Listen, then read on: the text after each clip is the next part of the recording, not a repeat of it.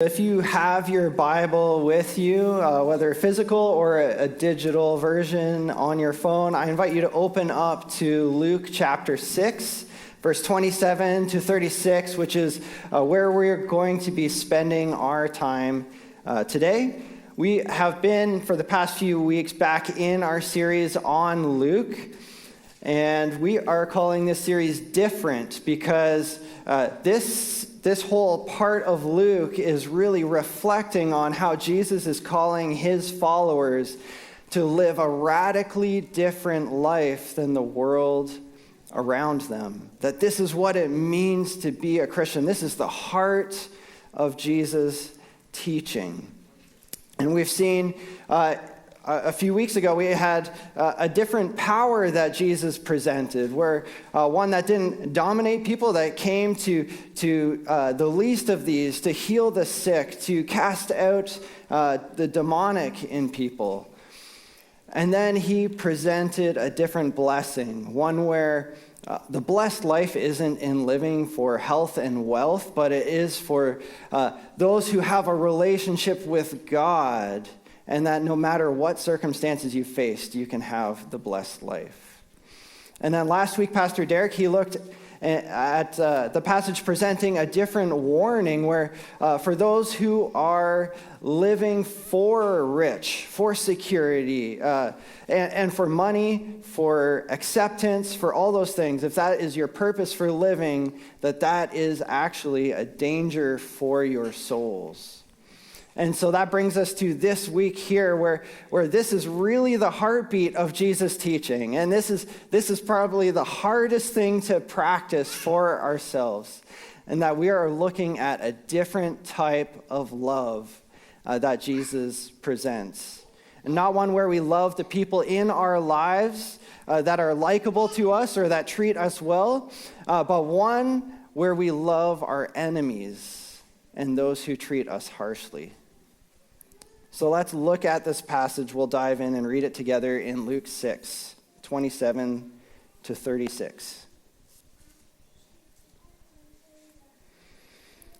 But I say to you who listen, love your enemies, do what is good to those who hate you, bless those who curse you, pray for those who mistreat you.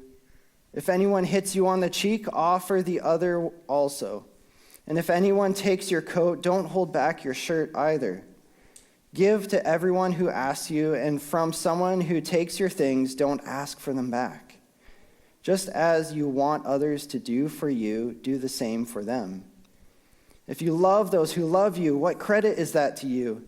Even sinners love those who love them. If you do what is good to those who are good to you, what credit is that to you? Even sinners do that. And if you lend to those from whom you expect to receive, what credit is that to you?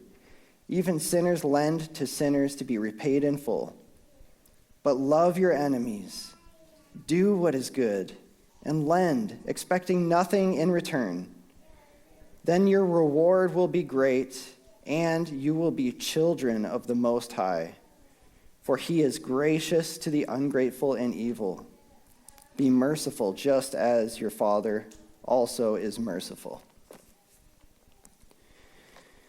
So if you have children, you know that they have a tendency to look like in physical appearance like their parents. They carry the same traits or a mix of them. And they also carry some of their personality traits as well, like characteristics and qualities of their parents. And I'm not sure, my kids have maybe a mix of both Blair and I. I'm not 100% sure who looks like who. But in terms of personality, like if you know our kids at all and you know us at all, that you know that Lola is very much like myself. Like she is more introverted, she is shy, she's quiet and reserved, and she's athletic. And Kay, on the other hand, see, those who are laughing know Kay very well.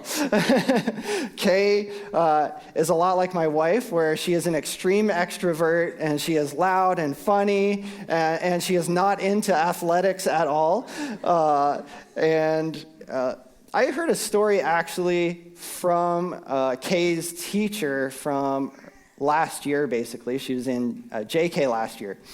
And that story just made me think, oh man, you are so much like your mother. And that is not a bad thing, that is a good thing, but it was just really funny. So basically what happened was they were doing the Terry Fox run at school. And for those of you who don't know Terry Fox, he's a Canadian hero, has since passed away, who ran across the country for cancer. And so they do this. They run around the schoolyard a couple of laps. And basically when Kay came back from this, when she was all done, she took her lanyard and went up to her teacher, Miss Jenkins, and said, Miss Jenkins, tell Terry that I never want to do this again.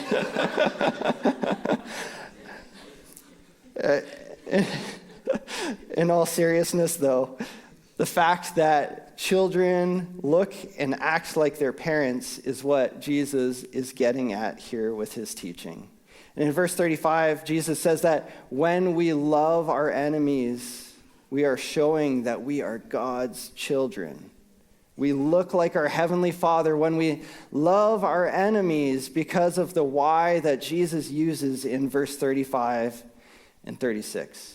And I think in order for us to really understand how to practice this, that we have to understand the why that Jesus is calling us to. That when we are children of God, we reflect his grace and mercy to an evil and unbelieving world. When we are a child of God, we reflect his grace and mercy to an evil and unbelieving world. How would loving our enemies reflect God's character? Well, he says he is gracious to the unjust and to the evil. And Matthew's gospel says that he causes the sun to rise on the evil and the good, and he causes rain to fall for the righteous and the unrighteous. And our Father, he loves his enemies, right? He gives good gifts to those who love him and to those who hate him and do evil to him. So when we see this, and the closer we grow in relationship with God, the more we should be acting this out and reflecting that in our own lives. And Jesus' teaching here is teaching us to respond to sin of others with love, just as he does. And that doesn't mean accepting sin. Like what the world calls love is often confused with acceptance, where love doesn't mean we have to accept everything they do and say. Love is that we love the sinful person. 1 John 4:19 says, we love because he first loved us. That God's character is summed up by love. And Paul says in 1 Corinthians that you can have all the gifts that God gives. You can have all the spiritual gifts. But if you don't have love, like they're useless. That love is the greatest gift that God can give us that we can show to others. And the more that we pursue God, the more we know God in our lives. We talked about this in September. The more that we abide in God's love, the more that we will bear the fruit of love towards others. So let's jump back up to verse 27 here. And he starts off by saying, but I say to you who listen. Are you listening? Are you going to listen to what Jesus has to say? Or are you going to keep responding the way that our culture does? This teaching is so countercultural, not only for Jesus' day, like it would have been a shock for those who listened to his message, especially in a Roman-occupied era, right, where they were like, their enemies are oppressing them. But in our culture here today, that is so countercultural. That we have this cancel culture, right? When when someone does something wrong, if they're public about it, if they say something wrong, they are at risk of losing all their friends or losing even family members or their jobs. That slander and hate are so prevalent in the world that we live in today, from all sides of the political aisle. And think for a moment about those that you work with, and those who you are around at school maybe. How do those people treat their enemies? And if you're to watch, you'd see slander, you'd see hateful actions, vengeance. And if you're honest, because we live in this culture, there's a part of us who just wants to respond to those people in the same way, to respond with vengeance and justice and slander. But are you listening to Jesus? Are you going to listen to the way that he calls us to live? He says, love your enemies, do what is good to those who hate you, bless those who curse you, and pray for those who mistreat you. If anyone hits you on the cheek, offer the other also, and if anyone takes away your coat, don't hold back your shirt either. Give to everyone who asks you, and from someone who takes your things, don't ask for them back. So we look at that and say, Jesus, really? Like, love your enemies?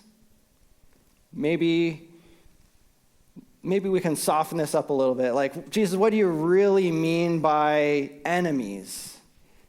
And he defines that by saying, do good to those who hate you, to those who are at enmity with you. Okay, well, that's pretty hard. What about love? Like, what did you really mean by the word love? And in Greek, which was the original language that the New Testament was written in, there are a few different words that translate as love in English, but they carry different meanings. And so I apologize to my Greek scholars out there if I'm not pronouncing it right, but the word storge was not used in this. He didn't say storge, which means natural affection. He didn't say eros, which means romantic love. Surely it was philia, right, which is a love of friendship. That would make it a lot easier, right? But no, that is not the case either. No, he was speaking of agape love, which means love even of the unlovely. A love that is not based on merit or on something that someone has done, not based on an existing relationship, but is simply an action that is a result of a choice to love someone no matter the circumstances. And one thing that we have to understand about this is that this is not a suggestion from Jesus, that this is a command to live out. So if you call yourself a follower of Jesus, like, this is not an option for us. This is what we are called to by Christ himself. It is not enough just to refrain from retaliation, right? That Jesus calls out. He calls us to actively seek out the good of those who wrong us. Jesus calls us to actively seek out the good of those who do wrong to us. He's not just calling us to refrain from getting revenge on people, but he's calling out our hearts that are filled with hatred and evil thoughts of retaliation, trying to take justice into our own hands. Like, that is what he is calling us away from here. So I used to do a little teaching at an Ontario college in the plumbing department. And in this department, there was a culture of slander, gossip, and revenge. I saw that all the time. And as tends to happen in the Ontario colleges, there's a few full-time employees in a department, and then there are a lot of contract employees who are only working basically 3 months at a time. And there is this culture of like competition, that everyone is out for themselves at the expense of others. And I watched people respond to suggestions or comments one way to their face, and then just rip them apart behind their back. And I know many of you face these same issues at your workplace or at your schools, that Jesus calls us to love our enemies, to love those who speak ill of us. He calls us to respond to that with love. And so we have a choice to make when we are in that environment. Are we going to participate in slander and gossip that is the norm at your workplace? Are you going to fit in with your fellow employees there, your coworkers, or are you going to choose what Jesus has called us to do and to respond with love? And you can refuse to participate in that slander and gossip, but also a way to love others would be to publicly praise them and to have those public comments or by serving them in an area of need, despite the fact that they are speaking ill of you behind your back. Like, that would throw everybody at your workplace off if you did that. And I don't know who your enemies are today, and that's something that each one of us needs to pray about, to ask the Spirit to reveal to us. And we may have people in our lives that hate us because we follow Christ, or we may not. But if we do follow Christ publicly for long enough, that you will have people who stand against you, who want to seek to silence you. And if you are unsure about who your enemies are, a good question to ask yourself is this: do I have a vengeful heart towards anyone right now at the moment? Or am I acting passive-aggressive towards someone in my life simply because I'm not pleased with something that they've done or said to me? Or are you bitter towards someone? And you may say, Steve, you have no idea what this person has done to me. This person has abused me and never even apologized for it. And first of all, if that is any of you here today, I just want to say I am really sorry for what you have been through, and that God sees you and loves you and has compassion for you. But we need to understand that turning the other cheek does not mean continuing to let someone abuse us or to harm us. But that context here is so important in understanding what Jesus really means here. In Matthew's gospel, it details that Jesus says if someone strikes you on the right cheek, and for that to happen, it would have to be a backhanded slap to hit someone on the right cheek.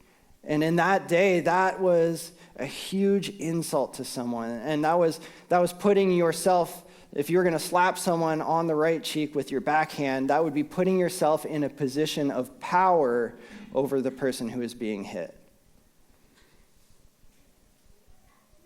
But turning the other cheek is a rejection of the insult itself, pointing out the injustice to others and saying, if you're going to hit me again, you need to do it as an equal, that I am not underneath you, that we are both equally made in the image of God.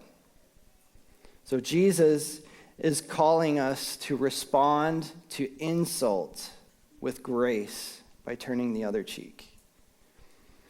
Responding to insult with grace means to take the insult, showing that it has no power over us because we are children of God, that we have our ultimate acceptance in God, no matter what anyone does to us. Because we have that acceptance from God, if other people insult us, that doesn't need to have any power over our lives. We don't have to participate in retribution. And this demonstrates to the offender that you are both equally made in the image of God.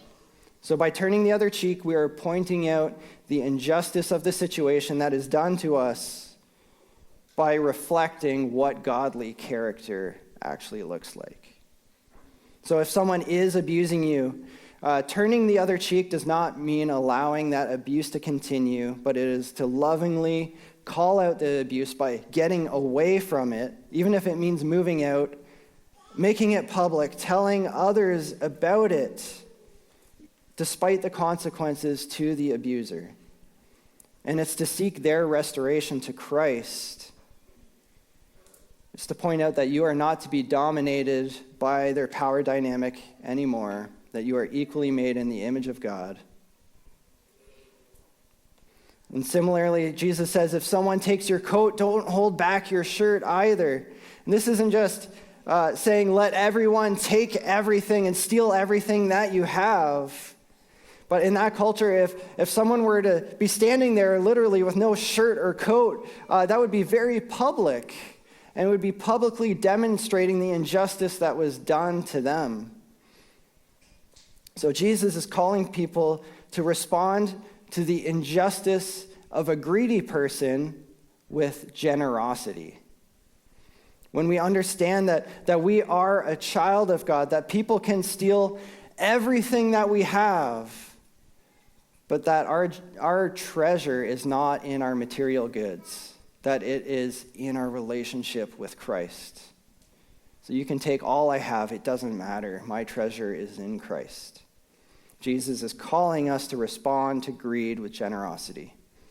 And doing that points out the injustice of the situation while lovingly showing them how to act as God's children, not acting in retribution. And in both of these situations, love is not passive. It is active. It is truthful. It is demonstrated with action. And what this is not calling us to do is probably the thing that I'm most tempted to do in this situation. And I know, like, as Canadian culture, probably many of you, this is not calling us to hide and to avoid the person who is offending us. If someone wrongs you, instead of hiding and avoiding, instead of going straight to argument or retaliation, how can you point out the injustice? Is by demonstrating the opposite godly character. That's why he says, if someone takes from you, be generous with them. How do you think that will make them feel? It's probably a little thrown off, that's for sure. So to love your enemy does not mean to accept them, to accept their opinions or their actions. It means to lovingly call out their ungodly character by demonstrating the opposite godly character. You are contrasting their character with godly character to show them their foolishness.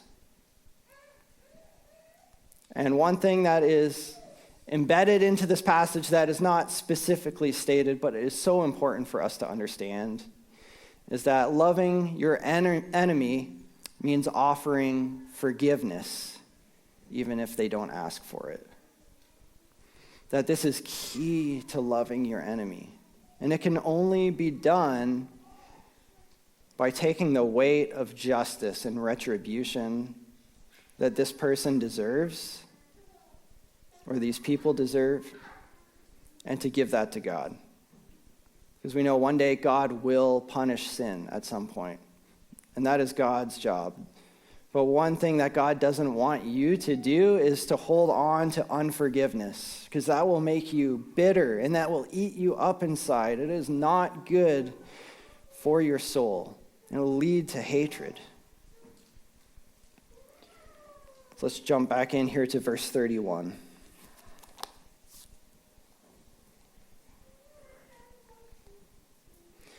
Just as you want others to do for you, do the same to them. If you love those who love you, what credit is that to you? Even sinners love those who love them. If you do what is good to those who are good to you, what credit is that to you? Even sinners do that. And if you lend to those from whom you expect to receive, what credit is that to you? Even sinners lend to sinners to be repaid in full. But love your enemies, do what is good, and lend, expecting nothing in return. It's not enough for followers of Jesus just to refrain from actions that they wouldn't like done to themselves. Like if you were to slap your sibling, right, and then your parents say, hey, don't do that. How would you like to be treated that way? Like that is not what Jesus is calling us to here. He's calling us to a much higher standard than that. He wants us to be active in doing good to those who wrong us. So if children of God are to reflect his character to the world, then they are called to a higher standard of love. If children of God are to reflect his character to the world, then they are called to a higher standard of love.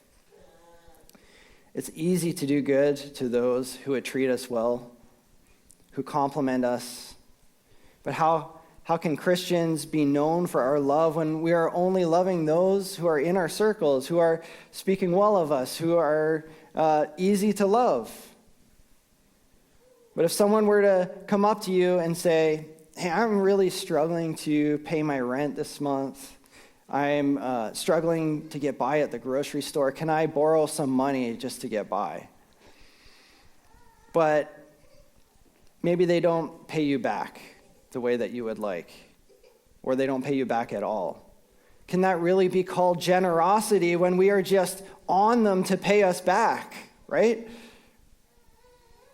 But Jesus wants us to be generous, not to hold on to our things, and to give that away even if someone is wronging you. But if you want to love like God is loved, if you want to give like God has given to us, then we are called to embrace his way, to deny our selfish motivations and actions, and to show the love of Christ to those who reject us, who laugh at us, who seek to harm us. And God's not going to give you reward and credit for just doing the norm that our culture does. Even secularists and atheists will do good to those who do good to them. But when people look at you as a Christian, do they say that they are no different than anyone else? Do they say that about you? Or do they say you love like nobody else? Because that is the standard that Jesus is calling us to here. This includes all our speech, our action, and our life on social media, right? I think that is a big thing in our culture right now. If we need to think about our life on social media. Like if someone criticizes you or says something about what you believe to be true that is insulting you, knowing that Jesus has called us to this high of a standard, how then should you respond?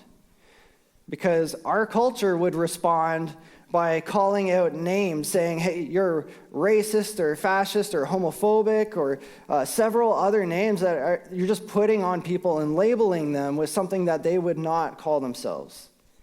Like slander is so prevalent. In church, it is not to be like that for us. Turn the other cheek. Don't unfriend them. Don't say, I'm never talking to them. But one thing you could do is just offer a non-response. Say, I'm not going to justify that with a response, but I'm still going to maintain relationship with you. And that's still loving the person. Or you could counter with offering forgiveness or blessing them with your words. Offering to pray for them. Doing something that no one else would do. And again, we turn to verse 35, to the why. Then your reward will be great, and you will be children of the Most High, for he is gracious to the ungrateful and evil. Be merciful, just as your Father also is merciful. Love our enemies. Have a greater love for them than you do for your possessions. Act in love and be generous with people. And have fun with it, because you know people are going to act like this, right? So have fun, like just seeing people's reactions when you love them in a way that no one expects. If someone treats you really poorly, and then you turn around and give them a gift card or offer to pray for them. Like, just have fun with that. And the best thing of all is you'll probably get a chance to explain why you are acting in love towards an act of hostility. And it's because God is gracious to the ungrateful and evil, to those who hate him, and he's calling us to act in mercy just as he is merciful to us. So the call to love our enemies is a call to act out the gospel in action in our own lives. And church, if we did this in our own lives, in our daily lives, that this would be so much more effective and powerful than the words that we could share about the gospel. Sure, words are important, but when you love your enemies, that is demonstrating the gospel in a way that no one else can understand through just explanation by words. You are publicly demonstrating Jesus' love for his enemies. So we're going to take communion at this time. I'm going to invite the band to come on up. And if you haven't got a communion cup and you're a follower of Christ here and you want to take part in communion, I invite you to put your hand up if you have not received one, and Nihal will bring one by for you.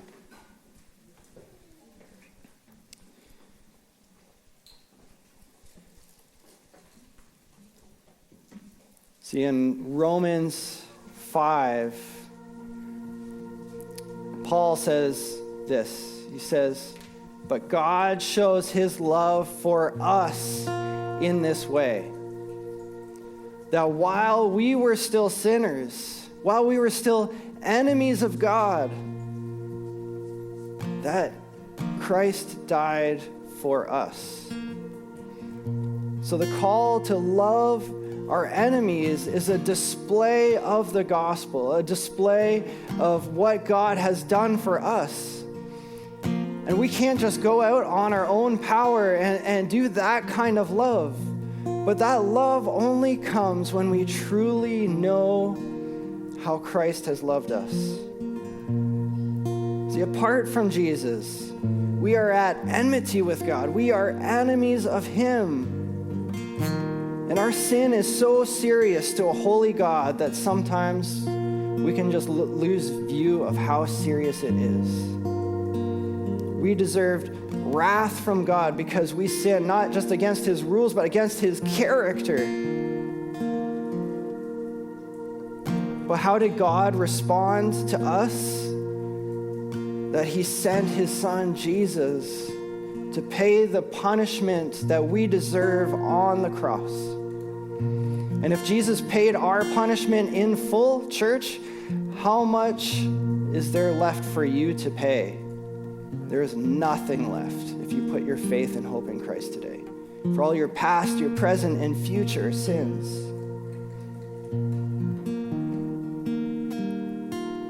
And if you are not a follower of Christ here, that you are still separated from God, that you are still an enemy of God, and that is not talking about how he feels about you, by the way. That is your actions towards him.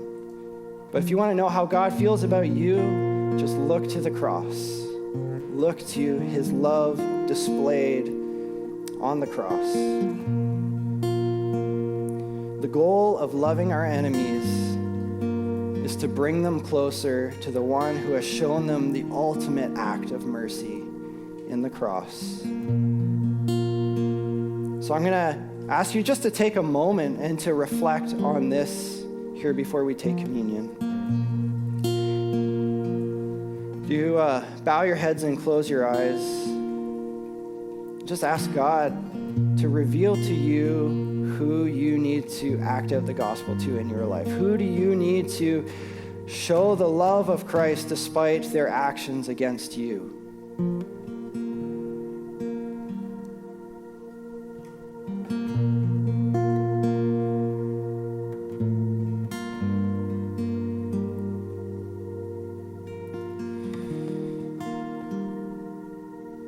God, would you empower us to live out this high call of love in our lives, to act out the gospel to others, because we can't do it on our own. Help us to fully understand, Lord, what Christ has done for us, so that we can display that same kind of love to others, Lord. Amen. So I'm going to ask you to take out the bread, which is in the top of the cup here.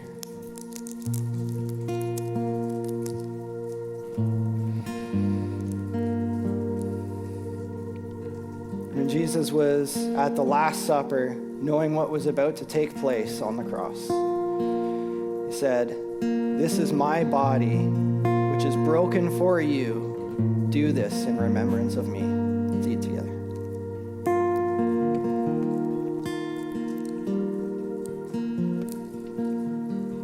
And take the juice here.